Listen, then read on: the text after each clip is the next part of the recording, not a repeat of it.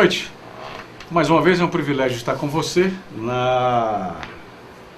eu diria que na ebulição dessa história de Brasília em relação ao impeachment. Vocês sabem muito bem que nós, que fazemos parte da região metropolitana de Salvador, nós temos uma representatividade dos municípios que é significativa. Nós estamos falando hoje com Salvador, Lauro de Freitas, Simões Filho, estamos falando de Pujuca, Dias Dávila, Camaçari, São Sebastião do Passé, Candeias, São Francisco do Conde, Mata de São João, Madre de Deus e também Itaparica e Veracruz. Então, 13 municípios, nós estamos falando aí de 4 milhões de habitantes e, por que não dizer, quase 2 milhões de eleitores no que a gente chama de quadro majoritário, né, em relação ao colégio eleitoral que representa o nosso município. E como vocês sabem também, a cada semana eu convido pessoas que, não só pela experiência,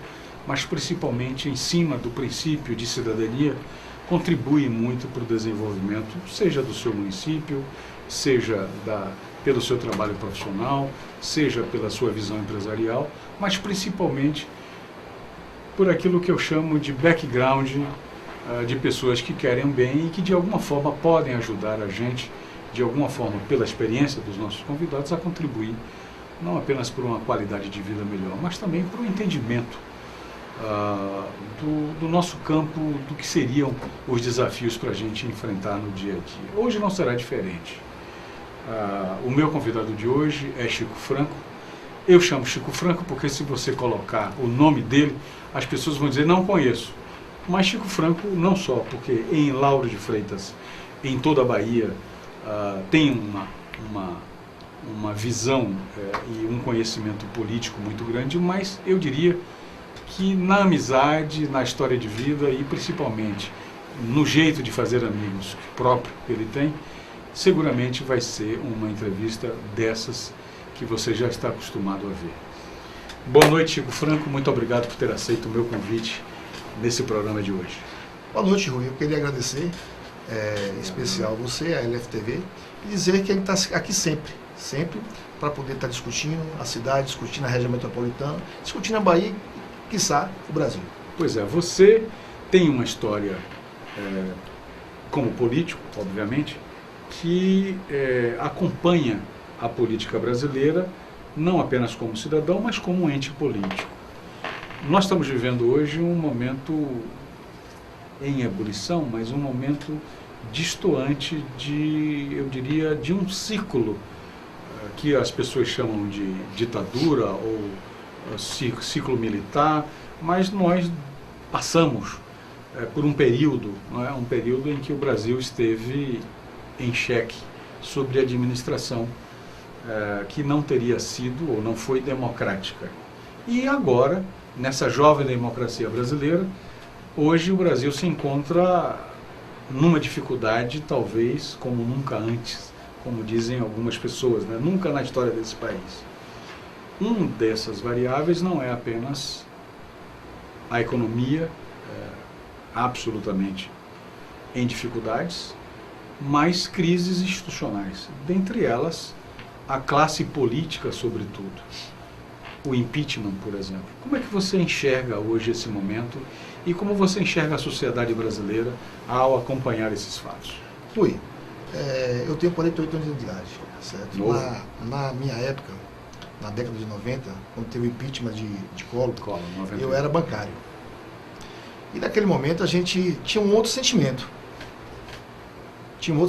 A gente teve as poupanças congeladas, mas assim, diferente desse momento atual. Eu acho que esse momento atual é um momento, talvez, na história do Brasil, o momento mais difícil. Porque a gente vê o petrolão, a gente vê... Começou com o mensalão, né? Começou com o mensalão, o petrolão, as figuras políticas desgastadas, sem prestígio nenhum na sociedade, onde deveria ser o contrário, as pessoas de bem estar na política, que é isso que a gente tem que resgatar agora, botar as pessoas de bem na política, porque o lugar das pessoas de bem é na política, para transformar a sociedade. Então, é um momento difícil, é um momento que a gente se fica triste também. Não é porque a gente é do partido contrário, mas a gente pensa também no Brasil. A gente pensa no nosso estado, na nossa cidade. Então, eu acho, a minha opinião pessoal, é que tem que ter o impeachment. Sim. Porque a economia, com certeza, vai melhorar. Você tira, por exemplo, o impeachment de Collor. Quando o Collor foi impeachmentado... se você for procurar pelo fundamento... Pelo fundamento, você vê que melhorou. Então, hoje não tem. A sociedade hoje quer. A gente tem um grupo que, por algum motivo, por partidariamente, certo, não aceita. Mas a sociedade, como um todo, quer. E tem que ser, porque ninguém aguenta mais. O desemprego está muito grande. A recessão está demais. Então, eu acho que, nesse momento, o mais sensato é ter o impeachment. Lógico que quando... E a gente precipitou essa conversa em relação ao impeachment, evidentemente que é a primeira pergunta que chega. Mas é preciso que a gente entenda também que essa sua visão não é apenas de cidadão, é de político, porque você vem de uma família que tem, na história de Lauro de Freitas, né, para quem efetivamente está tendo a oportunidade de conhecer o nosso convidado agora, Chico Franco, o viés e o conhecimento da política do lado da região do Litoral Norte, especialmente de Lauro de Freitas, a família Franco tem um histórico muito grande. Isso vem de quê? De avô, de pai? Como é que é isso? Porque a família é grande, né? Você tem um irmão que é vereador também? Sim. Me apresentar. Eu sou nascido e criado no Lauro de Freitas. Eu tenho 48 de idade, sou administrador, formado pela Unibahia. Sou casado, tenho 2 filhos. E os nomes? Hein? Os nomes? Francisco Neto e Sérgio Franco. Pronto. Francisco Neto e Sérgio Franco. E essa questão política veio, na verdade, de meu pai. Meu pai foi vereador aqui em 1966, na segunda legislatura de Lauro de Freitas. Na época que político trabalhava por amor. Pois é, não tinha salário, tinha salário naquela época. Pois é. Certo? Pouca gente sabe disso, vereador não tinha salário, era amor mesmo, era amor, dedicação. Certo? Não tinha questão salarial. E nem horário. Nem horário. A gente trabalhava para o povo e pelo povo. Então, meu pai foi vereador em 66 a 70. Depois foi candidato a prefeito de 70. Perdeu as eleições. E de lá para cá, não tinha, até 88, não tinha sido mais candidato a nada. Exerceu o cargo de secretário, mas sempre militando na política. Sim. Ele sempre foi um comerciante, independente de política.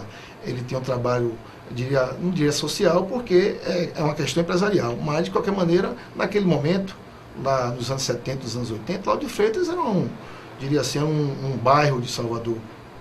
E não tinha emprego, não tinha empresa. E, graças a Deus, ele sempre conseguiu trabalhar e empregar muita gente aqui. Tinha aquele trabalho de empregabilidade mesmo das pessoas de Lauro de Freitas. Então, tem um trabalho social no que tange a questão do município. E em 88 ele tornou-se candidato a vereador, ganhou as eleições. Em 92 se reelegeu. Em 96 tornou a ser candidato a prefeito. Aí eu já entrei no viés político, já saí, já fui ser candidato a vereador. E aí tivemos a primeira eleição. Então, na verdade, no ano de 2016 eu faço 20 anos de vida pública diretamente. 20 anos? Eu me elegi vereador em 96, depois me reelegi em 2004, fui eleito o vereador mais votado de Lauro de Freitas na época de 2000, e coincidentemente, na história de Lauro de Freitas, não teve um vereador que teve voto em todas as urnas do município, a não ser eu. Por que eu não sabia disso? Tem umas histórias que é interessante. E aí depois, em 2004, eu fui ser candidato a vice-prefeito de Cacaleão. Sim, é verdade. E Fausto, que é advogado, que é meu irmão. Você trouxe ele praticamente. Ele é recém-formado em Direito, e aí pegou a vaga de vereador também, certo? Foi eleito, certo? Na época foi reeleito agora, está no 3º mandato, está buscando o 4º mandato. Então ele é candidato a reeleição. Não sabia. E aí, então, na verdade, foi... então uma família, o viés da política tá. Exatamente. Então você, em tese não, a nível de DNA, vamos colocar dessa forma, você está no grupo de herança, os DNAs do seu pai. Com certeza. Passaram para Chico. E quem vem na família, o Chico neto? Quem é que tem mais quem é que você sente que vai... Na verdade, o meu filho mais velho, Sim. Francisco Neto... Tem quantos anos? Tem 27 anos. 27. É administrador também. Aham. Não, talvez não tenha esse viés político. Ah, é? O outro tem 21 anos, Sim. faz educação física, professor de artes marciais, Aham. também não tem esse viés político. Interessante, né? Mas temos pode ser primos, tocado mais pode adiante. ser, é verdade. É certo? verdade. Tem que Hoje deixar, não. Tem que deixar ele se resolver. É verdade. Chico, uma das coisas que a gente tem que entender é de que eleições minoritárias, ou seja, prefeito, vice-prefeito e vereadores, a cada 4 anos, torna a cidade um caldeirão, uma ebulição. E isso não é uma realidade apenas no seu município, Lauro de Freitas, né? Você, enquanto candidato a deputado estadual, você teve correndo a Bahia, pelo menos boa parte dos municípios do estado, nessa trajetória política, e deu para conviver com a temperatura política desses municípios. Hoje, nas minoritárias, você imagina que Brasília e a situação está influenciando, porque no passado, Chico, a ebulição do caldeirão da política nos municípios já estava plena. Acha que a situação de Brasília, da economia do país, da situação da instabilidade política, está retardando, digamos assim, esta ebulição nos municípios da Bahia, ou é uma mera coincidência? Mas você não vai responder agora. Logo após o intervalo, com o nosso convidado Chico Franco, aqui conosco no Região Metropolitana em Debate. Daqui a pouco.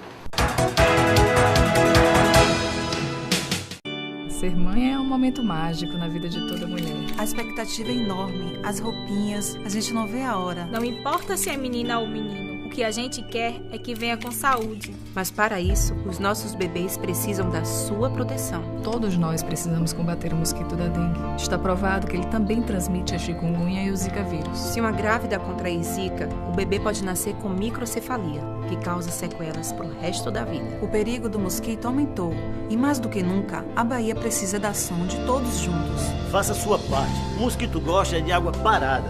Qualquer brechinha na caixa d'água é um perigo. E a laje, já deu uma olhada hoje? Se chover, não esqueça de limpar com o rodo, viu? Tenha muito cuidado com o lixo para não acumular água. E baixe o aplicativo Caça Mosquito para denunciar os focos de difícil acesso. Proteja nossos bebês da microcefalia. Agora é todo mundo contra o mosquito. Governo do Estado. Bahia, terra-mãe do Brasil.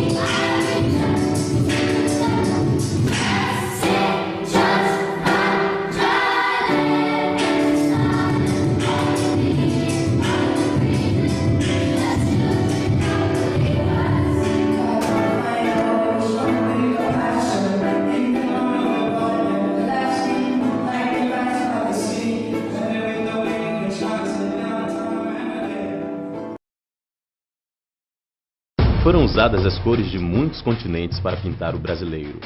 As cores da África, as cores da Europa, as cores das Américas, as cores da Ásia. A combinação entre elas gerou infinitas identidades, culturas e sotaques dentro de um único país, o Brasil. Mas se a nossa diversidade é uma riqueza, por que ainda somos desiguais nas oportunidades? Se a nossa diversidade deve ser celebrada, por que crianças que nascem diferentes não têm direitos iguais? Veja e responda. Qual sorriso é mais bonito? Qual olhar é mais digno? Qual amor é maior? Qual vida vale mais? Alguma vida vale menos? O direito a sobreviver é garantido a todas as crianças. Mas uma criança indígena tem 2 vezes mais chances de morrer do que uma criança branca. A desigualdade também atinge as crianças negras. Elas têm 25% mais chances de morrer antes de completar 1 ano de idade do que as crianças brancas. O direito à proteção não tem etnia, mas a pobreza na infância tem cor. Atinge 32,9% das crianças brancas e 56% das crianças negras. Por quê? O direito a aprender também não tem cor, mas uma criança indígena tem quase 3 vezes mais chance de estar fora da escola do que uma criança branca. Das 530 mil crianças que hoje estão fora da escola, 62% delas são negras. Mesmo sendo mais de 54% do total de crianças do país, crianças negras e indígenas são as mais excluídas. Estes números se refletem na vida cotidiana de cada criança e adolescente, sejam elas negras, brancas ou indígenas, que ao vivenciar essa realidade de desigualdade, têm a ilusão de que negros, brancos e indígenas devem ocupar lugares diferentes na sociedade. Na escola, pela TV, nas ruas, nos livros e histórias infantis, crianças de todas as cores se desenvolvem com imagens retorcidas de papéis sociais segundo a cor da pele.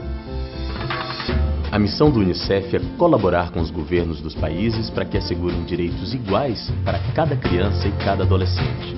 O Brasil conquistou avanços significativos na vida de suas crianças, mas os impactos do racismo ainda têm efeitos danosos sobre elas. Crianças não nasceram discriminando. Promover a equidade racial é de extrema importância para o desenvolvimento social e econômico de um país. Participe! Cada um de nós pode garantir um país mais igual e sem discriminação para elas. Valorizar as diferenças na infância é cultivar igualdades. Uma campanha do UNICEF contra o racismo.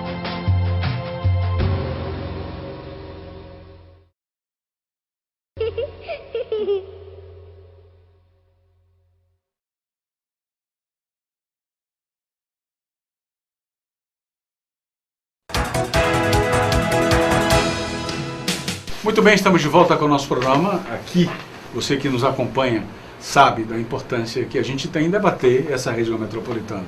Nesse momento do cenário político, a gente está naturalmente dentro de uma convergência natural, conversando e debatendo com pessoas, personalidades e figuras que têm uma representatividade na política, ou seja, da sua cidade, ou enfim, da região. Mas o mais importante é, eu tinha deixado uma pergunta no ar para o meu convidado, Chico Franco, se essa temperatura, essa situação em Brasília, essa coisa do impeachment, essa coisa de...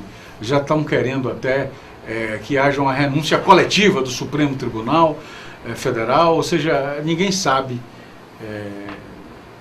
onde isso vai desaguar até agora, mas uma coisa é certa, a população tem pressa, a sociedade quer e já não aguenta mais com tantas coisas erradas. Mas para acertar isso, às vezes se influencia o município, porque nós estamos falando de 5.570 municípios, o último número esteve próximo disso. E quando a gente fala de Brasil, quando a gente fala da Bahia, estamos falando em 417 municípios, dos quais muitos foram objeto da visita de Chico Franco na campanha última para deputado estadual.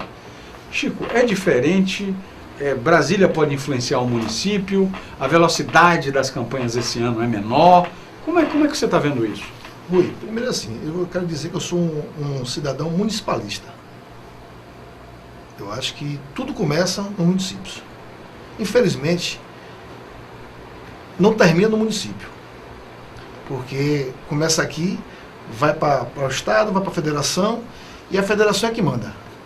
Então, da mesma forma que teve a onda vermelha, em 2004, 2010, 2006, eu acho que vai influenciar muito, sim. A questão do PT nos municípios vai influenciar, porque a gente sabe que o Partido dos Trabalhadores hoje tem um desgaste, além de ser natural pelo tempo que tem no poder, mas também pelo desgaste político do que está acontecendo. Independentemente da fadiga. Exatamente. Então eu acho que influencia muito. Eu acho que hoje as pessoas estão parando para analisar verdadeiramente qual é o partido e principalmente a pessoa que vai dirigir o seu município. Então eu acho que tem uma influência muito grande de Brasília aqui, porque, quer ou não, o desgaste da classe política e o desgaste do Congresso é muito grande, principalmente da presidente. Eu sei que não é elegante, talvez, ou ético até, se falar em nomes, mas da mesma forma que eu vou entrevistar outros pré-candidatos, eu comecei essa série entrevistando Moema Gramacho, que é um dos nomes que estão postos, pelo menos como pré-candidato, à disputa eleitoral em Lauro de Freitas. Nesse programa, ao longo desse programa, pré-candidatos desses 13 municípios vão destilar aqui no nosso bate-papo, e eu quero ter a oportunidade de, evidentemente, levar esse assunto para o debate regional. Mas, considerando o cenário do prefeito atual, Márcio Paiva, que vai tentar a reeleição, a Moema Gramacho, e aí há uma informação de que estaria fechando dupla ou chapa com Mirella ou com Mauro Cardim. Há uma possibilidade, porque estão conversando, Moema, Mauro Cardim, Mirella, Moema, eu não sei se Mauro Cardim e Mirella. Eu sei que enquanto políticos, vocês também estão abertos, de repente não me surpreenderá se Bacelar conversar com você, se Mauro Cardim conversar com Mauro Cardim, com outros candidatos e tal. Mas o fato é de que todos se consideram pré-candidatos, exceto Mirella, que se sabe que já informou que está com uma parceria mais próxima do PT.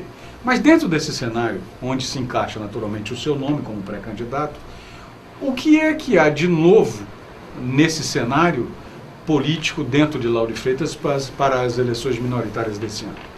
Primeiro que assim, antes de fazer essa análise, eu vou dizer o que eu quero e o que eu não quero.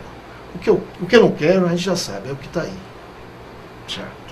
Nem o presente e nem o passado. A gente vai construir o futuro. Então, possibilidade de você conversar com Moema, conversar com Márcio Paiva é zero. Zero. Ok. Zero. Perfeito. Se eu quisesse estar no governo de Márcio, estaria. Não estive no governo de Moema quando fui convidado. Então, Márcio, eu não tenho nada contra Márcio, nada contra Moema. Perfeito.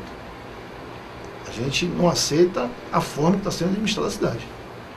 Então, já deram a sua contribuição à cidade. Com então, certeza. Vamos em busca do novo. Vamos em busca do novo. Entendi. E a gente coloca o nosso nome, a gente já colocou também no passado, em 2012, e que infelizmente a gente não obteve sucesso, mas hoje de uma forma diferente, de uma construção diferenciada, de um partido diferente, onde nós temos aí o nosso líder maior, que é o prefeito ACM Neto, que nos convidou a participar do projeto, não só do projeto do Lauro de Freitas, mas da região metropolitana e da Bahia. Sim, verdade. Então, assim, hoje nós fomos convidados pelo deputado Paulo Aze, que na oportunidade era o presidente do DEM, e fomos levados ao nosso prefeito, ACM Neto, que, diga-se de passagem, tem feito uma administração exemplar em Salvador, e que a gente precisa trazer esse exemplo, que é bom para Lauro de Freitas, e isso é o nosso papel. E nas discussões nossas lá, a gente colocou isso. Nosso papel aqui é organizar o partido e trazer o pensamento do DEM e o pensamento do prefeito, do prefeito de Salvador, as obras que foram feitas, a forma que foi feita administrada para Lauro de Freitas. Evidentemente que a gente não vai pegar, certo? A gente vai comparar Salvador com Lauro de Freitas. Claro. E nem aqui é filial de Salvador. Exatamente, mas é pegar o que é bom. A experiência. Pegar o que é bom de Lauro de Freitas. Dentro daquilo que a gente conversava sobre a experiência metropolitana. É pegar o que foi bom lá com o João Roberto em Mato São João e trazer para cá. Perfeito. E adequar ao município. Independente da bandeira partidária. Independente da bandeira partidária. Eu acho que isso é o que é importante, certo? Para estar colocando aqui para os nossos munícipes. Com relação aos outros pré-candidatos, Gustavo, né? Gustavo, PMDB. Eu vejo com... Mauro Cardim, quem mais? Mirella já está nesse papel. E o Bacelar, não é isso? Bacelar era do que DEM. Era do DEM. Era do DEM. Era do DEM, hoje está no PTC. Mauro do PT, do PDT. E Gustavo, que é do PMDB. Que é também da base de Neto. Também da base de Neto. São partidos que são co-irmãos, certo? Estão próximos um do outro. E que assim, eu não vejo, vejo até como positivo a pré-candidatura dele. Não tem dificuldade nenhuma. Perfeito. Não tem dificuldade nenhuma. Eu acho que o momento é um momento diferente, é um momento que a gente precisa pensar na cidade, coisa que não foi feita aos 8 anos da deputada Moema Gramache, que não foi feito os 4 anos do prefeito Márcio. Eu acho que a gente tem que sentar, conversar mesmo, discutir. Eu acho que não tem dificuldade nenhuma estar discutindo com esses pré-candidatos, independentemente, certo, de partido. Eu acho que, quando eu falo o prefeito Márcio e a ex-prefeita e a deputada Moema, é porque, na verdade, existe, inclusive com o PT, existe um documento que foi feito pelo Democratas, o PSDB, certo? Que foi a nível nacional, que não faremos coligações nenhuma, nem com o PT, de cima para baixo? Nem com o PT e nem com o PCdoB. Interessante. Não tinha nem com o PP, mas assim, por uma questão pessoal, de morador, de cidadão, de político no município de Lauro de Freitas, eu acho que... Não cabe. Não cabe. Entendi. Definido. Não cabe. Bom, as convenções virão, naturalmente, em agosto, até 5 de agosto, se eu não estou enganado e tal, mas virão aí dentro do cronograma eleitoral. As conversas naturalmente vão acontecer. Eu imagino que ninguém se surpreenda, porque na sua história você sempre foi uma pessoa de boa conversa. Eu imagino que você, exceto 2 que publicamente você falou, que é o PP do atual prefeito Márcio Paiva e da deputada federal Moema Gramache do PT, não tem conversa, não tem diálogo, porque isso já está definido. Dos outros todos, naturalmente, o tempo vai dizer. Com certeza. Vai dizer. Mas o debate é uma das coisas que a gente tem conversado muito dentro da comunicação. A gente acha que é um momento em que se torna público, né, num debate eleitoral, né, pré-eleitoral, nem tanto, mas depois de definidos os candidatos, já homologadas as candidaturas, é ideia, é pensamento das emissoras, das TVs de Lauro de Freitas, no caso a LFTV e a Sempre TV, de fazerem um pool, né, para debate. Eu queria primeiro ter a sua opinião sobre a importância do debate envolvendo os candidatos ao município. Isso não vale apenas para Lauro de Freitas. A gente vai agora quer a sua opinião em relação a onde tem televisão. Então estamos falando de Salvador, estamos falando daqui de Lauro de Freitas e quem sabe até lá pode ser que em outras dessas cidades venha ter a oportunidade, ou que seja pela web TV, ou que quer que seja, que também tem um debate. Como é que você vê a importância ou não do debate? Muito importante. Primeiro que você coloca não só a sua experiência, mas também diria assim, as suas ideias. As suas ideias. Porque é muito fácil as pessoas chegarem aqui e dizer, não, ou em qualquer município, não, a gente vai fazer isso, vai fazer aquilo. E o nosso pensamento hoje é um pensamento diferenciado. A gente quer fazer sim, mas vai tirar da onde para poder fazer? Perfeito. Então assim, a gente acompanhou por diversos governos, e que aí eu faço questão de dizer, porque quando a gente tem história, a gente tem que colocar. E a gente tem história mesmo. Participei aqui de vários governos. Fui vereador aqui 2 mandatos, fui presidente da Câmara, fui secretário de administração do prefeito Marcelo Abreu. Fui secretário de... Marcelo Abreu. Secretário, que não é pré-candidato também, não, né? Que eu saiba, não. Ok. Uhum. Fui o primeiro secretário de transporte do município, no governo de Moema. Quem plantou a Secretaria de Transporte fomos nós. E depois, no último mandato, fomos secretário de Trabalho, Esporte e Lazer. E assim, a gente adquiriu experiência, e muita experiência. Então a gente sabe o que foi errado e o que foi certo. Quando as pessoas dizem, mas você participou de governo fulano, governo ciclano, participei sim. Primeiro que eu fui convidado a participar. Você não convida, certo? Quem não tem mandato e quem não está na política, se for ruim. Verdade. Ninguém está aqui para cavar sua sepultura. Então, a gente conhece a cidade, a gente tem um trabalho prestado à cidade e sabe administrar. Então, foi uma forma de eu ajudar o meu município. E eu não tenho vergonha nenhuma de estar colocando isso. E faria tudo novamente. Não participei do governo de Márcio Paiva. Mas foi convidado? Não, fui convidado. Fui convidado, não quis participar, porque eu pensava em outro projeto. Sim. Eu acho que o momento é esse. Eu acho que muitas vezes a pessoa, mas Chico, você teve diversas oportunidades. Eu disse, mas o tempo de Deus não é o tempo dos homens, não. O nego fala, mas é cavalo selado, não. Às vezes a gente precisa aprender. Às vezes dá 2 passos para trás. Porque em política não se usa nem nunca nem sempre. Com certeza. Né? Quando eu digo aqui com a questão da política que você está falando que não usa nem nunca nem sempre, é porque é uma questão partidária, certo? Essa questão do PT. E a questão do PP, com relação à eleição de 2016 agora, é porque se a gente quisesse participar do governo, estaríamos. Então a gente não quis participar do governo para poder construir o momento que está sendo construído hoje. Entendi. Então assim, eu acho que o debate é muito importante. Porque, quer ou não, as máscaras caem. É interessante, é verdade. É uma oportunidade de um dirigir perguntas para o outro e assuntos. Caem, é verdade. Certo? Porque às vezes, em Lauro de Freitas, por uma característica, é um município, é o 3º menor município do estado da Bahia, tem 59 km², mas em compensação é a 7ª economia do estado. É o quarto PIB da Bahia, do estado. Então assim, é a 4ª maior frota de veículo do estado. E a gente precisa discutir a cidade mesmo, porque foi feito aí 12 anos sem fazer nenhuma obra de mobilidade urbana. Infelizmente se travou. Então assim, tem muita coisa para discutir.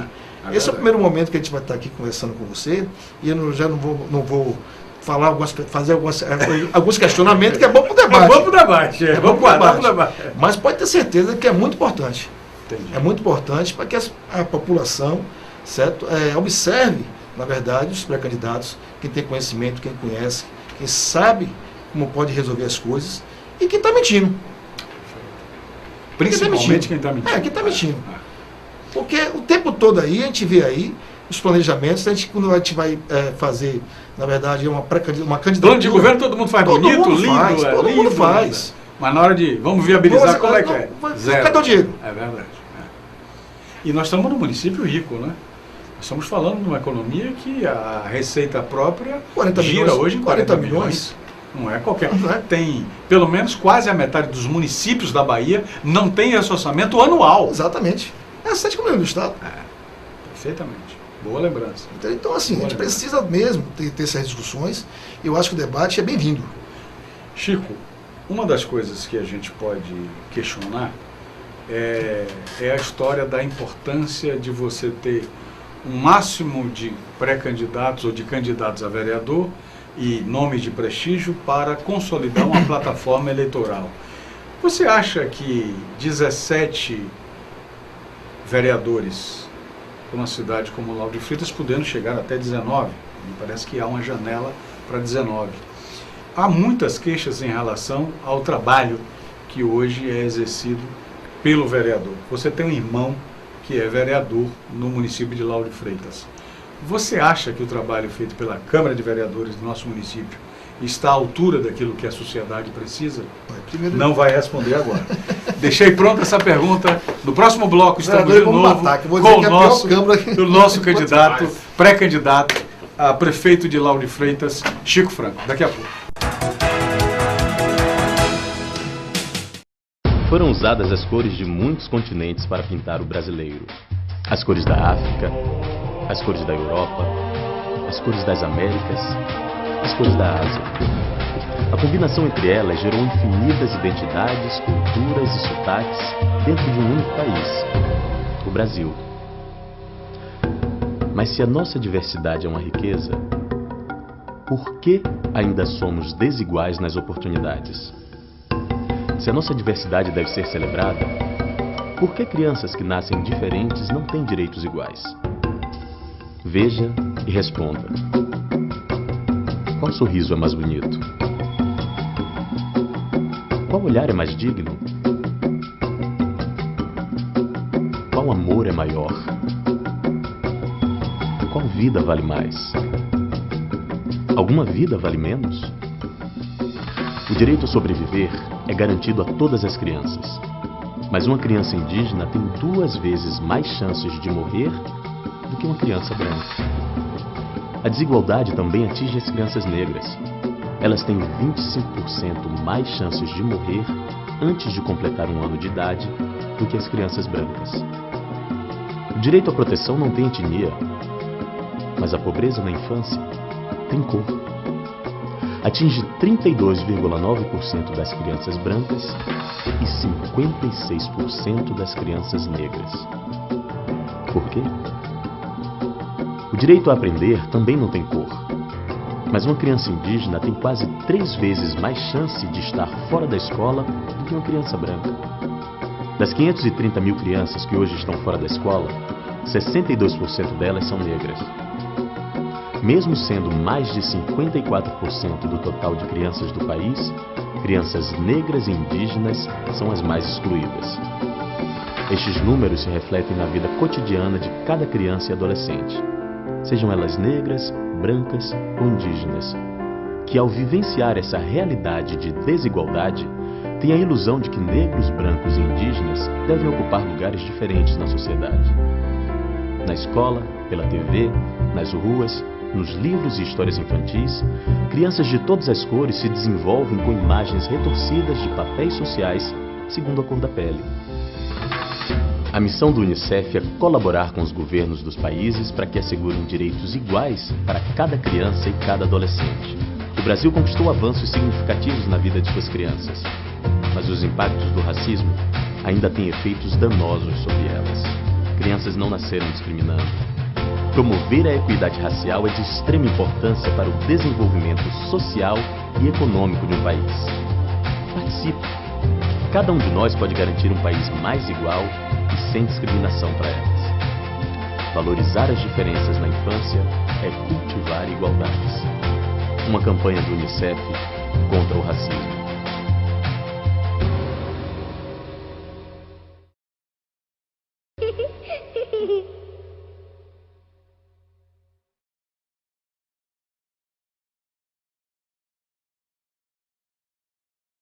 Ser mãe é um momento mágico na vida de toda mulher. A expectativa é enorme, as roupinhas, a gente não vê a hora. Não importa se é menina ou menino, o que a gente quer é que venha com saúde. Mas para isso, os nossos bebês precisam da sua proteção. Todos nós precisamos combater o mosquito da dengue. Está provado que ele também transmite a chikungunya e o zika vírus. Se uma grávida contrair zika, o bebê pode nascer com microcefalia, que causa sequelas para o resto da vida. O perigo do mosquito aumentou e, mais do que nunca, a Bahia precisa da ação de todos juntos. Faça a sua parte. O mosquito gosta de água parada.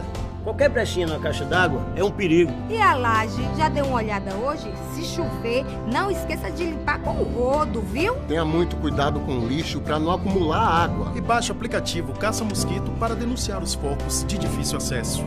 Proteja nossos bebês da microcefalia. Agora é todo mundo contra o mosquito. Governo do Estado. Bahia, terra-mãe do Brasil.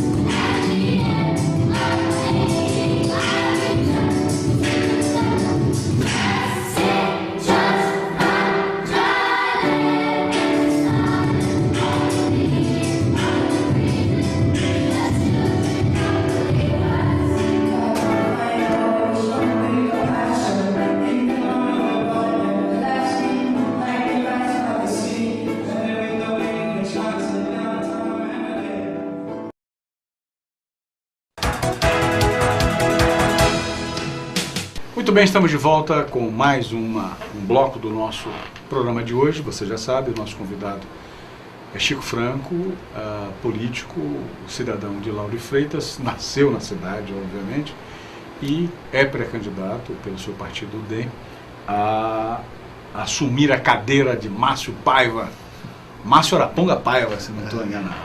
O fato é que eu perguntei a ele de maneira muito direta, ele tem um irmão que é vereador, e eu disse, bom, vamos saber a opinião do nosso entrevistado de hoje sobre a imagem e a visão que ele tem do trabalho que está sendo executado pela Câmara de Vereadores e pelo grupamento que hoje está lá. Temos ou não a Câmara de Vereadores que, eu diria, honre a estatura e os desafios que compete a um legislador municipal?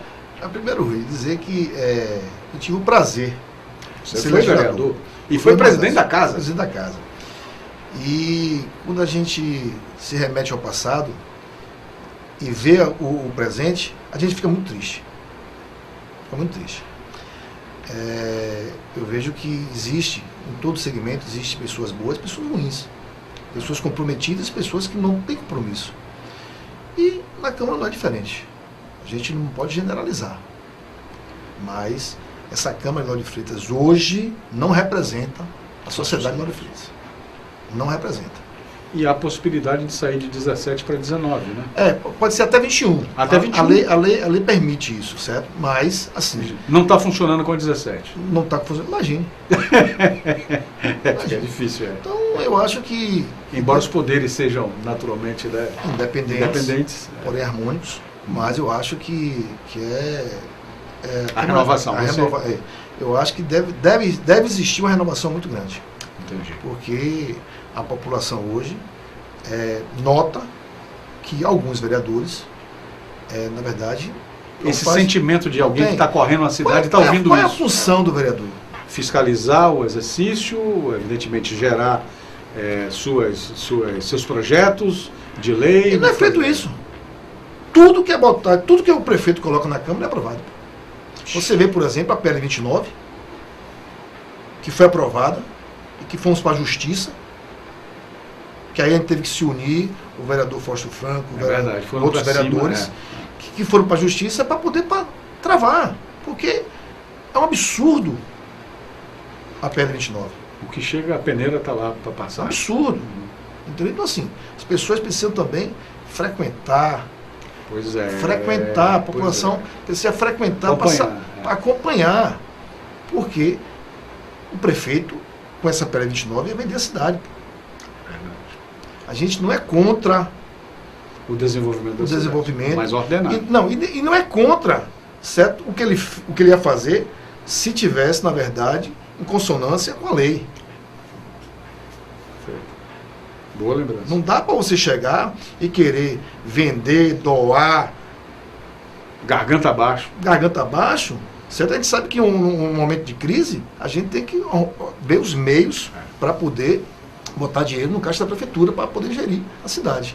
Mas não vender a cidade de uma forma irregular, irresponsável. Verdade. Quem ia sofrer somos nós, pô. Porque o pessoal aqui... A conta chega para o povo. O pessoal aqui ganha eleição, fica. Perde eleição, vai embora. Mas o povo está aqui. Mas o povo está aqui. Chico Franco ganha eleição, fica aqui. Quando perde eleição, fica aqui também. É verdade. Eu crio meus filhos aqui. Então a gente tem que brigar, independentemente de ser político ou não. A gente tem que brigar por Lauro de Freitas. Então, eu acho que a Câmara hoje peca muito.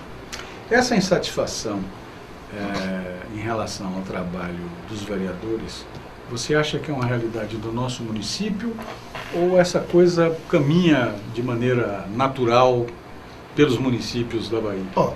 Tem alguns municípios realmente que é como Lauro de Freitas. O cara está no poder, o cara é prefeito. Tem a maioria, acabou. Tem a maioria, acabou. É igual abaixo. Você tem lá 1, 2 ou 3 lá, certo? Que mesmo sendo do governo, é contra. Que é o que a gente fazia contra o vereador. O que era bom para o município, a gente vota, independentemente de questões partidárias, certo? A gente vota. Agora, o que é ruim para o município, a gente não vai votar. Perfeito. E então, essa consciência, cada dia que passa, está mais corrompida. Com certeza. Isso não tenha dúvida. Isso não tenha dúvida. Tão triste quanto real, né? Não tenha dúvida. Então, infelizmente, é ruim estar colocando isso. Eu, até como pré-candidato a prefeito, certo? Que todos e que depende também de pré-candidatos a vereadores, mas se não tiver essa visão sua, é melhor não estar. Rui, na política não vale tudo, não. Na vida não vale tudo. Eu sou pré-candidato a prefeito, espero ser prefeito, mas não é razão da minha vida, não. Eu quero ser porque eu posso contribuir com a cidade. Digo sempre, e não nego, e falo toda vez. Ninguém gosta mais de Lauro de Freitas que eu. Pode gostar igual. A mais que eu não gosto, não. E eu não vou desistir de Lauro de Freitas.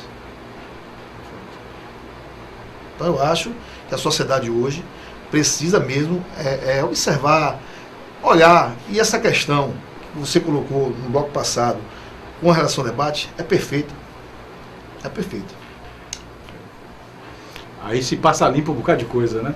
E o cidadão que está assistindo vai ter a oportunidade. Claro. Exato. A gente precisa aqui perguntar por que não foi feito nada de mobilidade urbana nos últimos 12 anos. Porque a última obra de mobilidade urbana aqui foi em 2004. Como é que pode uma cidade como a nossa não ter saneamento, esgotamento sanitário? Estamos falando da 7ª economia. É impressionante. Você tem coisa dessa. Todos os rios nossos poluídos. É impressionante. E aí... O Joanes está virando um Tietê, né? Não, infelizmente. Já virou. O Ipitanga não precisa já virou. Não morreu ainda, porque tem um mar que invade, vai até... De alguma forma oxigena um pouco. Exatamente, porque nem Embasa libera água da barragem para poder limpar. Então você tem o Rio Goró, você tem o Rio Sapato, você tem o Rio Pitanga, certo? Você tem o Rio Joanes que desemboca tudo no mar. Então é uma coisa que vai ser uma das metas nossa, se assim Deus permitir, como prefeito, é a questão do meio ambiente. Isso eu não abro mão. Perfeito. Eu lembro que uma das entrevistas, na época na LFTV, que eu falava, sempre com alguns convidados e tal, a gente discutiu o assunto ambiental, eu dizia, eu não entendo, na cabeça de um prefeito, que dificuldade existe para se colocar a educação ambiental como matéria curricular no ensino fundamental.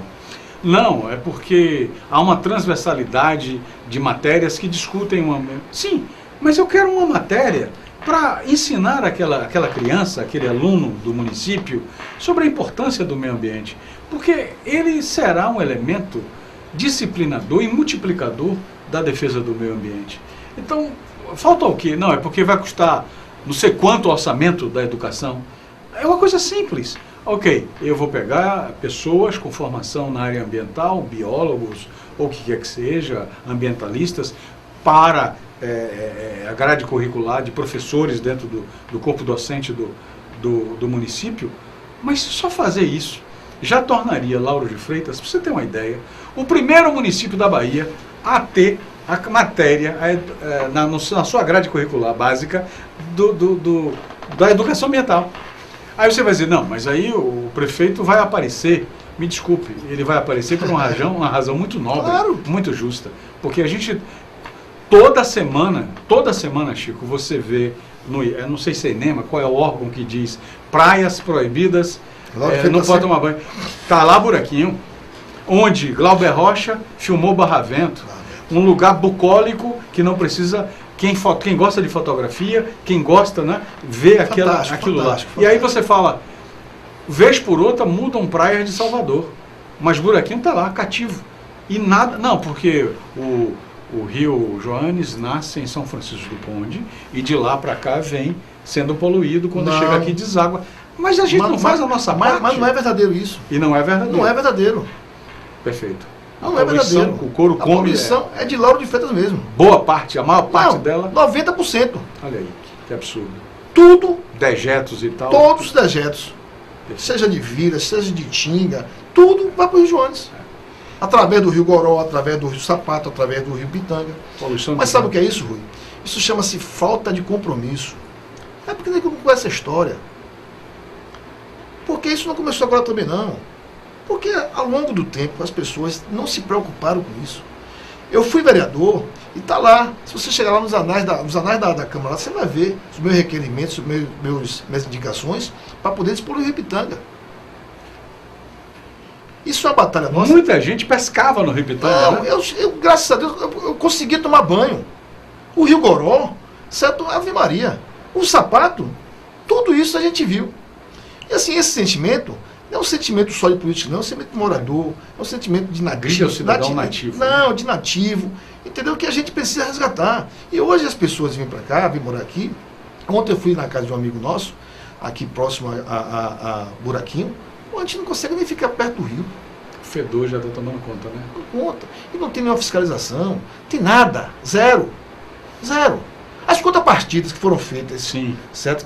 Que receberam. Ambientais. Não, não é só ambientais, não. As contrapartidas, por exemplo, da fiscalização, foi feito o quê?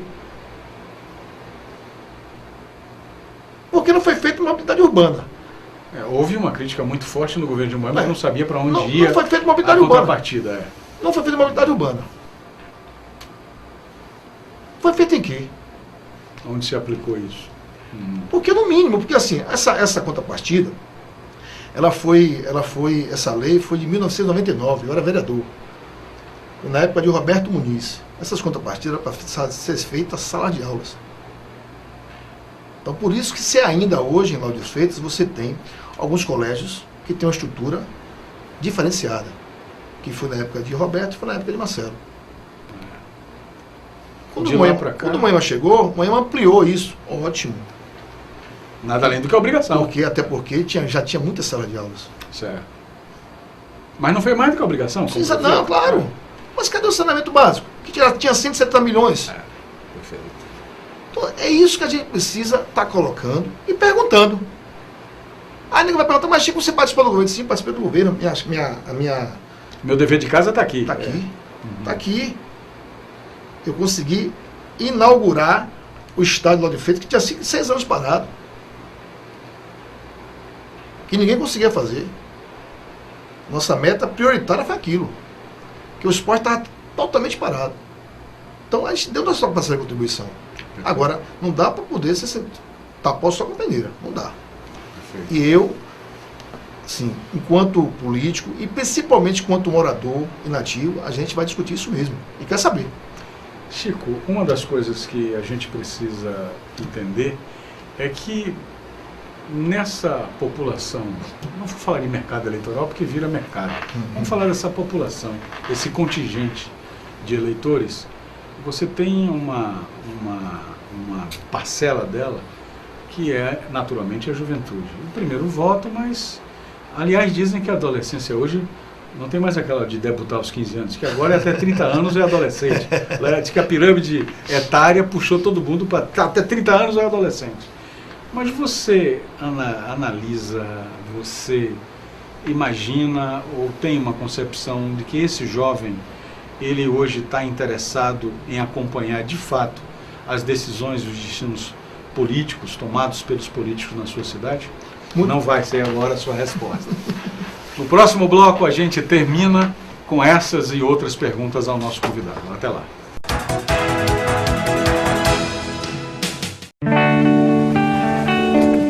Obrigada por proteger os animais. Obrigado por diminuir as queimadas. Obrigada por lutar contra o aquecimento global. Obrigada por preservar a Amazônia. Obrigado pelo ar limpo.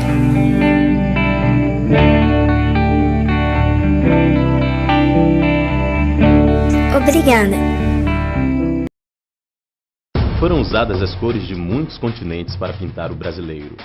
As cores da África, as cores da Europa, as cores das Américas, as cores da Ásia. A combinação entre elas gerou infinitas identidades, culturas e sotaques dentro de um único país, o Brasil. Mas se a nossa diversidade é uma riqueza, por que ainda somos desiguais nas oportunidades? Se a nossa diversidade deve ser celebrada, por que crianças que nascem diferentes não têm direitos iguais? Veja e responda. Qual sorriso é mais bonito? Qual olhar é mais digno? Qual amor é maior? Qual vida vale mais? Alguma vida vale menos?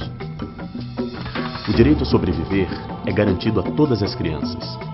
Mas uma criança indígena tem 2 vezes mais chances de morrer do que uma criança branca. A desigualdade também atinge as crianças negras. Elas têm 25% mais chances de morrer antes de completar 1 ano de idade do que as crianças brancas. O direito à proteção não tem etnia, mas a pobreza na infância tem cor.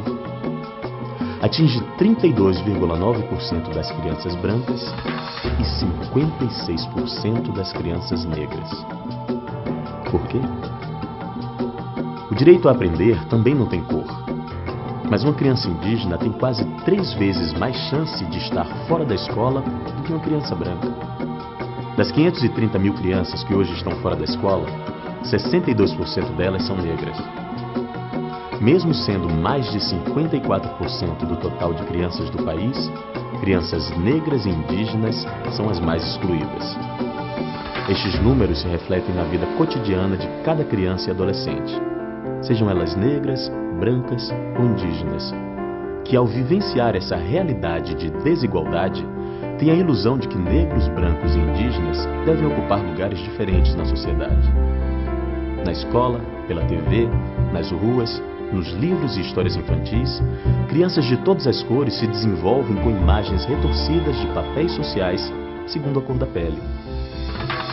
A missão do Unicef é colaborar com os governos dos países para que assegurem direitos iguais para cada criança e cada adolescente. O Brasil conquistou avanços significativos na vida de suas crianças, mas os impactos do racismo ainda têm efeitos danosos sobre elas. Crianças não nasceram discriminando. Promover a equidade racial é de extrema importância para o desenvolvimento social e econômico de um país. Participe. Cada um de nós pode garantir um país mais igual e sem discriminação para elas. Valorizar as diferenças na infância é cultivar igualdades. Uma campanha do Unicef contra o racismo.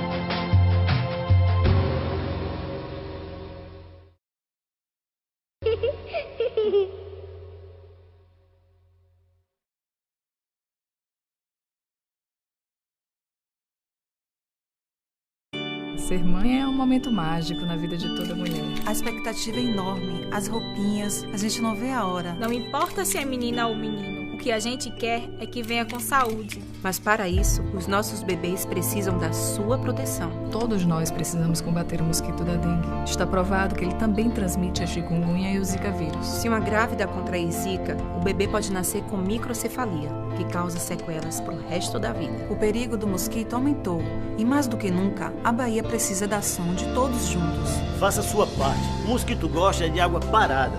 Qualquer brechinha na caixa d'água é um perigo. E a laje, já deu uma olhada hoje? Se chover, não esqueça de limpar com o rodo, viu? Tenha muito cuidado com o lixo para não acumular água. E baixe o aplicativo Caça Mosquito para denunciar os focos de difícil acesso. Proteja nossos bebês da microcefalia. Agora é todo mundo contra o mosquito. Governo do Estado. Bahia, terra-mãe do Brasil.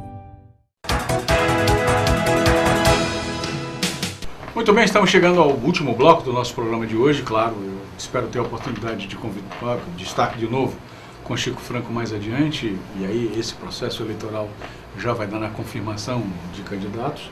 Esse convite, naturalmente, está sendo estendido aos outros pré-candidatos e que se tornem candidatos. Eu espero ter a mesma oportunidade. Vou convidar aqui publicamente os outros pré-candidatos. Eu já tive a oportunidade de convidar com Manuel Gramacho, não sei se a deputada será ou não, mas ela me concedeu essa entrevista agora com Chico Franco. Eu espero ter a oportunidade de conversar com outros, mas também com pré-candidatos de outros municípios, claro. É muito importante e aqui as portas desse programa estão abertas. Nós esperamos poder também estar podendo, de alguma forma, contribuir nesse processo com informações e principalmente com questionamentos que sejam traduzidos por perguntas ou por anseios da sociedade, mas principalmente de pontos de convergências que possam trazer dos candidatos ou pré-candidatos respostas às suas perguntas. Muito bem. A colocação é sobre a juventude. Quer dizer, o que mudou? Você foi jovem, estudante, teve a oportunidade de defender bandeiras, se foi ou não cara pintada na época do Collor, enfim, mas a verdade é de que essa geração, graças, eu diria, à era zapeniana, vamos colocar, zapeniana no sentido do zap, a rede social hoje, quando alguém pergunta alguma coisa ao Chico Franco, e que Chico Franco vai buscar a resposta, quando ele volta com a resposta, a pergunta já mudou, tamanha a velocidade e as demandas da população, principalmente no questionamento da coisa pública. Não é? Então, como é que você está vendo hoje essa massa eleitoral, essa juventude? Você acha que elas poderão influenciar no resultado eleitoral, ou ainda uma parcela menor que não deve ser objeto da preocupação do candidato? É sim, é um objeto de preocupação. Porque a cada dia o jovem, ele se adequa mais e procura mais saber, não só da sua cidade, mas do seu estado, do seu país, certo? Mas existe uma preocupação também, não só a questão eleitoral, mas uma questão também do futuro. Eu acho que as políticas públicas, principalmente aqui, eu vou falar do nosso município, porque é o que eu mais conheço e é que eu tenho uma referência. Então, as políticas públicas de 12 anos para cá, têm sido muito poucas com relação à juventude. Hoje, você tem, por exemplo, foi criada uma Secretaria da Juventude que eu não vejo funcionar. Eu não vejo para que serve essa na gestão do Márcio Paiva. Na gestão de Márcio. Certo? No passado não tinha. E lá atrás, mandatos de outros prefeitos, a gente via a juventude mais participativa, certo? A gente tem a questão do esporte que talvez para alguns gestores, e eu falo de esporte porque eu fui secretário de esporte, talvez para alguns gestores, certo, não tenha muita importância, mas tem uma importância fundamental para tirar essa juventude, essas crianças da rua. Da zona de risco. Da zona de risco. E aqui não é investido no esporte. Não é investido no esporte. Aqui nós tivemos alguns prefeitos que investiram no esporte e que deu resultado. E eu fui secretário, não foi investido, como hoje também não é investido. Eu acho que a qualificação, certo, do adolescente também não é investida. Eu acho que a gente precisa ter qualificação, botar cursos preparatórios para poder dar uma oportunidade do mercado de trabalho. Até porque aqui no passado nós tínhamos, hoje não temos, e precisamos ampliar isso, porque a gente tinha uma política de atrair as empresas, hoje não temos mais. Não temos mais. Então a gente precisa, hoje, os empresários estão indo ou para Simões Filho ou para Camaçari. Todo lugar que você vai em Lauro de Freitas, os empresários me chamam e dizem, pô, Chico, aqui não dá não. Lauro de Freitas virou um balcão de negócio. Puxa vida. Rapaz, triste. É triste mesmo. E isso tem que ser dito. Tem que ser dito abertamente. Tem que ser enfrentado, né? Abertamente. Porque não dá para poder chegar aqui, tem a empresa vir para cá, certo? Aí chega aqui, você tem uma dificuldade tamanha para poder resolver as questões. E hoje tudo informatizado e parece que você está nos anos 60, nos anos 70, que é uma demora muito grande. Enquanto você vai em Camaçari, você vai em Simões Filho, a coisa acontece muito mais rápido. Eu sei que Lauro de Freitas, com relação ao território, é um município que é pequeno. Mais limitado, é verdade. Mas dá para atrair. Sim. Dá para atrair. Hoje, pelo menos em alguns segmentos, assim, né? A gente fala isso com relação à juventude, que a gente precisa mesmo estar próximo do jovem. O jovem é o futuro da manhã. É verdade. Amanhã vai ser. Então, se a gente não preparar esses jovens, certo? Para sair da área de risco, seja pelo esporte, o preço será alto. Seja pela qualificação, certo? A gente vai perder. O preço a pagar vai ser muito alto. A gente vai perder. É verdade. Então a gente precisa ter mesmo uma política voltada para a juventude que nós não temos. Para fechar o nosso bate-papo, Chico, de hoje, você tem a responsabilidade de conduzir os destinos do DEM e naturalmente deve conversar com enfim, todos os pré-candidatos que tiver dentro do seu ciclo de abertura e de conhecimento, mas o sentimento que você passa é o sentimento de comprometimento com o futuro da cidade e de estabelecer o novo com a responsabilidade. Se você tivesse que aferir nota às gestões passadas, você poderia estar sendo injusto com uns e justo com outros. Mas você falou de Roberto Muniz, você falou de Marcelo Abreu, que foram ex-prefeitos, como falou da deputada Moema, foi ex-prefeita, e também de Márcio Araponga. Nós estamos melhorando ao longo do tempo com os gestores que têm passado na cidade ou piorando? Veja bem, em alguns segmentos piorando. A gente regrediu. Essa questão ambiental, por exemplo, você falou aí. Exatamente. Então, assim, todo prefeito, todo gestor, ele deu sua parcela de contribuição. A gente não está aqui só para poder chegar e estar... O que ficou de ruim. Não, certo. Todo mundo deu sua parcela de contribuição. Uns mais que outros. Certo. Mas poderia dar mais. Entendi. Poderia dar mais. Se tivesse, de fato, comprometido claro, com a cidade, como prometeu nas campanhas. Né? Só para você ter uma ideia, nós temos Minha Casa Minha Vida, que para mim é um programa maravilhoso. A gente não pode dizer que é um programa... Estruturalmente é. Mas você pega o cidadão, leva para lá, para o Lindu, certo? Para o Brisa, e deixa lá. Pronto. Como um gueto. E abandona lá. Sim. Você não tem infraestrutura nenhuma, o poder público não está presente, você não tem escola. O transporte você público, não tem transporte, escola, você não tem pequeno comércio. Não tem nada.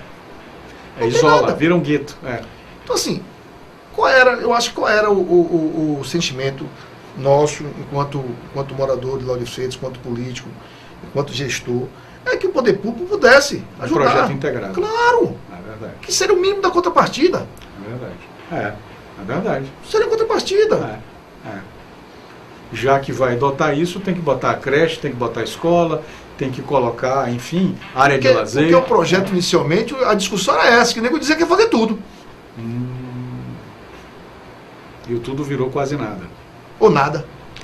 Não vou dizer que foi nada, porque tem tá lá os prédios, a moradia. Então são essas coisas que a gente precisa rever e discutir. Certo? Eu, quando estive com o prefeito Assemineto, a gente se comprometeu em estar na comunidade discutindo. A gente já conhece a comunidade, já sabe a carência, porque a gente vive a cidade, 48 anos. E eu estou na rua todos os dias, independente de político ou não. Então a gente conhece a cidade. Então, assim, mas a gente precisa estar, porque se você mora em Vida Nova, eu moro no centro, mas você mora em Vida Nova, quem conhece mais Vida Nova? É quem mora em Vida Nova. Então a gente tem que discutir com ela. Perfeito. Então, o nosso comprometimento... E as reuniões estão acontecendo? Para poder fazer o nosso plano de governo. Sim. E o nosso planejamento, para não acontecer o que aconteceu com a prefeita Moema Gramacho, aconteceu com o Márcio, quando ganhou as eleições, quando chegou no dia para dar posse, não tinha nem secretário. Então, nosso pensamento é diferente. Perfeito. Eu não preciso estar exportando ninguém para poder vir ser secretário lá de Freitas. Eu não preciso, não preciso. Já está mapeado. Já tem aqui, eu já tenho as pessoas. A faculdade veio para aqui para poder, na verdade, qualificar o povo de Lauro de Freitas também. E que vive aqui, e que gasta aqui. É verdade. Que vive a cidade. Então, para que eu vou pegar uma pessoa de Salvador? Nada contra as pessoas que vêm, não. Pelo contrário, quando vem para contribuir, é bem-vinda. Perfeito. Mas primeiro vamos ver os nomes que nós temos aqui. Exato. A mão de obra local, claro. A capacidade e a competência local de quem vive, consome e, acima de tudo, entende a cidade. Perfeito. Boa, interessante isso. Então, assim, é dessa forma que a gente pensa em estar discutindo com os pré-candidatos, os outros pré-candidatos, para ver o que é que eles pensam também. Eu não tenho dificuldade nenhuma em estar discutindo com o que quer que seja. Porque aqui, a gente precisa saber o seguinte, o projeto do PP e o projeto do PT é um projeto só. É um projeto só. Não bate com aquilo que você pensa e que você quer para a sua cidade. Não bate. Perfeito. Em 2008, quando eu resolvi apoiar a prefeita Moema Gramacho naquela oportunidade, é porque eu achei que era o melhor. Eu já estava decidido a não apoiar Roberto Muniz. E como só tinha os dois, eu apoiei. E aquele discurso, né, que o CPT tem, né? A gente tem a nível nacional, a gente tem a nível estadual, então eu achei. A convergência natural. Convergência natural. É um momento de... Convergência natural. Então, assim, minha cidade vai ficar um brinco. Exatamente, é verdade. Tem lógica. Tem lógica. Então, é por aí. A gente pensa a cidade. Perfeito. Mas, infelizmente, não aconteceu. Não estou dizendo aqui que foi um desastre. Mas, poderia ter feito muito mais. Entendi. Muito mais. Eu acho que Lauro de Freitas precisa de uma pessoa comprometida com a cidade e que hoje nós não temos. Perfeito. Bom, para concluir, você é do DEM e, naturalmente, você tem colegas aí que vão, não sei em quantos municípios, desses 13 municípios que compõem a região metropolitana, se o DEM vai ter candidatos para todos esses municípios. Mas alguns exemplos estão acontecendo. Imagino que o prefeito de Salvador, ACM Neto, é candidato natural à reeleição. O seu nome é o nome do DEM no nosso município, de Lauro de Freitas. Eu sei que Camaçari me parece que já tem também pré-candidatos. A sua mensagem para os seus colegas, né, de pré-candidatos de outros municípios, qual é a mensagem? Vale a pena estar lutando pelo DEM e lutando na defesa dos seus municípios? Com certeza, Rui. Primeiro dizer assim que, desde quando eu me entendo por gente, Salvador nunca teve jeito. Sempre foi uma prefeitura falida. E as pessoas diziam que não tinha jeito. E aí chega a ACM Neto, uma forma diferente de fazer política e de administrar. É que começou dizendo do tamanho do rombo do município mesmo. Entendeu? E que todo mundo disse assim, bom, e agora? E conseguiu botar no trilho. Conseguiu mudar a cidade. A cidade voltou a sorrir. E eu tenho certeza que na região metropolitana, principalmente as cidades mais próximas, como Simões Filho, que é nosso amigo Dinha, que é do DEM também, Elinaldo, de Camaçari, que é do DEM, vai ser a onda azul mesmo. Ah, onda azul. Vai ser a onda azul. Eu não tenho dúvida não. E aqui em Lauro de Freitas, conosco, vai ser a onda azul. Nós temos candidato em Mato São João, em Santa Amaro, em São Francisco do Conde, em Candeias, em Madre de Deus. E onde não temos candidato do DEM, temos candidato do PMDB e candidato do PSDB. Que vamos estar também apoiando. Perfeito.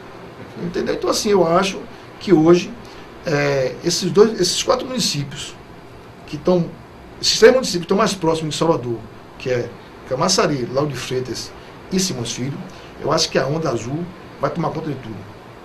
Perfeito. Você tinha me dito, inclusive, que eu convidasse os seus colegas pré-candidatos do DEM nesses municípios e tal. Eu quero deixar claramente, publicamente, que essa colocação que ele me fez durante o intervalo está publicamente, não tem nenhum problema entrar em contato com a nossa. Vocês têm aí o colega de vocês, o Chico Franco, pode fazer chegar a ele para mim será um privilégio poder estar conversando também sobre política em outros municípios, principalmente aqueles que, identificados tanto quanto ele, com o futuro das suas cidades. Chico, suas considerações finais. Primeiro, agradecer novamente a você. Eu que agradeço. Pelo convite. Muito obrigado. Dizer que para a gente é um prazer muito grande estar aqui na LFTV e falando com vocês, meus conterrâneos, meus laurofreitenses amigos, até aquele mesmo que, porventura, tem alguma coisa contra Chico Franco. Pô, ninguém é unânime, né? Claro, certo? Nem Jesus Cristo foi. É verdade. Mas quero dizer aqui que a gente coloca o nosso nome como pré-candidato e assim, se Deus permitir, como candidato a partir de julho, para a gente mudar a nossa cidade. Mas não é mudar da forma que disseram que ia mudar e não mudou. É mudar conversando com vocês, conversando com a comunidade, conversando com o empresariado, que é importante, porque o empresariado aqui também é que dá emprego à sociedade do Lauro de Freitas. Isso é muito importante estar colocando. Com os bairros, porque, Rui, cada bairro aqui é uma cidade, é uma cultura diferente. Vilas é uma cultura diferente, Portão é uma cultura diferente, Areia Branca é uma cultura diferente, Tinga e o centro, é tudo diferente. Interessante, mas é verdade. É interessante, mas é verdade. Então, assim, a gente está ouvindo a comunidade para poder a gente apresentar a vocês uma coisa diferente para a nossa cidade. E dizer de onde vai tirar para poder colocar. Porque não adianta, todo mundo tem plano de governo. É obrigado você apresentar na lei, no TRE quando você vai registrar a sua candidatura. Então isso é tudo fictício. Eu quero saber como é que vai ser, de onde vai tirar. Isso é importante. E a gente está fazendo isso. A gente tem uma equipe hoje, com algumas pessoas que moram em Lauro de Freitas, que conhecem Lauro de Freitas, que conhecem gestão pública. Dedicadas a isso. Dedicadas a isso, fazer isso. Então assim, e quero aqui, Ney, o Rui, desculpe. Não é muito comum. Ney, Rui é muito comum. Rui, tocar mais uma vez no assunto do debate. É importante sim, porque eu tenho muita coisa para poder falar. Opa, bom. Eu preciso falar. E o momento é É esse. o debate. É o debate. Não tem corte. Não tem corte. Não tem corte. E a máscara cai. Então, assim, quero aqui mais uma vez agradecer a vocês, que são telespectadores da LFTV, e dizer que ele sempre está à disposição. O Rui depois vai deixar meus contatos aqui para poder estar colocando, para eu estar à disposição de vocês, para poder tirar alguma dúvida, discutir a cidade. Eu acho que é importante isso, Rui, muito importante, porque é isso que faz a cidade crescer, a cidade ser reconhecida, e com certeza, Lauro de Freitas precisa, não é só de gestor não, precisa de pessoas comprometidas. Muito obrigado mais uma vez, Rui, e com certeza estarei aqui no momento que for convidado e que for até, na verdade, convocado. Bom, mas diante dessas palavras, evidentemente, a gente nota o comprometimento do pré-candidato Chico, até então pré-candidato, e provavelmente se confirmará depois das convenções, que aí tem todo um ritual, naturalmente, dentro da legislação eleitoral vigente. Nós temos um compromisso na próxima semana, com mais um convidado. A gente quer publicamente agradecer a atenção, o carinho de sempre de Chico Franco e, principalmente, o comprometimento com o futuro da cidade, por que não dizer da região metropolitana, porque ele também segue a mesma linha de raciocínio. O que é bom para um município pode ser melhor ainda ou tão bom quanto Lauro de Freitas. Muito obrigado, boa noite e até o nosso próximo encontro.